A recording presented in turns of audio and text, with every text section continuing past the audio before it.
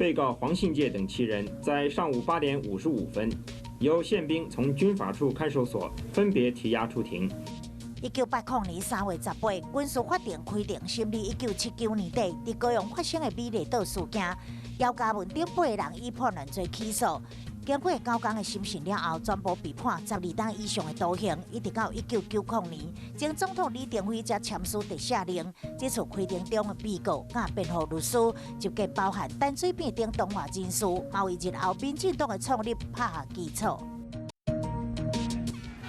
2000年3月18日，陈水扁甲卢秀莲拍败代表国民党的连战甲无党籍的宋楚瑜，得到总统大选，是台湾政坛第一次的政党轮替。正式当选台湾第2届民选的总统、